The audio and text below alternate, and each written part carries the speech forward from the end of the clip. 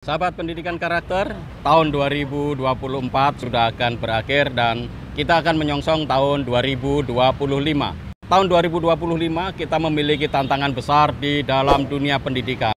Apakah pendidikan berkualitas untuk semua, education for all, itu perlu kita perjuangkan?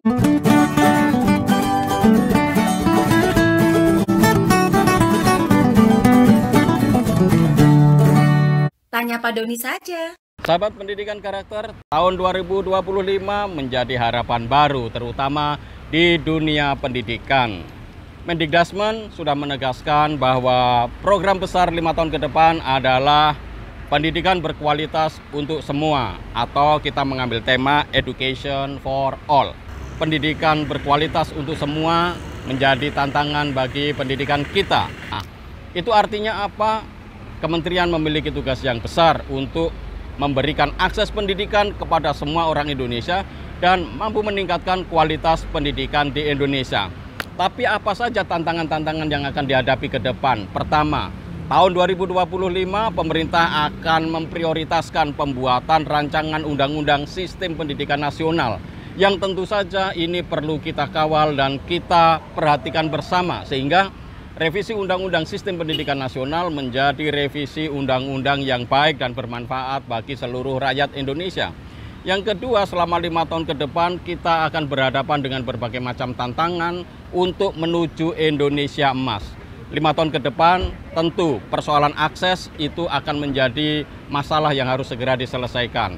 Pemerintah sudah merencanakan membangun ribuan sekolah, karena itu ini tetap harus kita dukung. Nah, sahabat pendidikan karakter, terutama pendidikan berkualitas untuk semua itu memang tidak mudah. Mengapa? Karena saat ini masih ada ketimpangan antara sekolah yang luar Jawa dan sekolah yang di Jawa. Karena itu, pendidikan berkualitas tentu harus kita pertimbangkan sungguh-sungguh bagaimana cara mencapainya. Sekolah-sekolah di Papua, sekolah-sekolah di Nusa Tenggara Timur, terutama di Indonesia bagian timur, kualitasnya masih sangat jauh dan tertinggal dengan yang di kota-kota besar, terutama di Pulau Jawa. Karena itu, ini menjadi tantangan bagi pemerintahan baru nanti untuk memberikan akses yang berkualitas. Dan tentu saja tantangan ke depan, akses ini bisa kita atasi dengan pemanfaatan teknologi digital. Namun kita harus hati-hati karena teknologi digital ini justru bisa menjadikan kontraproduktif bagi anak-anak Indonesia kalau mereka cenderung memakai gawai. Di Australia, pemerintah sudah melarang anak-anak umur 18 tahun sampai umur 18 tahun menggunakan gawai dan gadget. Sementara di Indonesia, kita masih membiarkan anak-anak Indonesia memakai gadget. Bahkan ada yang kecanduan pornografi, kecanduan game, bahkan ada yang kecanduan judi online. Dan tentu saja ini tentu menjadi persoalan besar di dalam bidang pendidikan kita.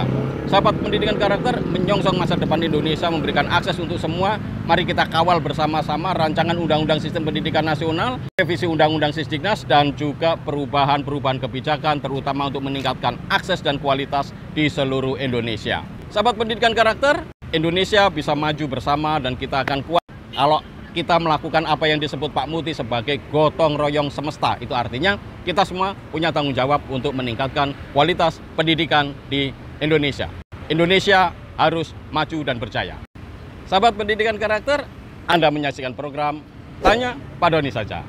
Analisis kebijakan pendidikan terkini, kritis, objektif, dan transformatif.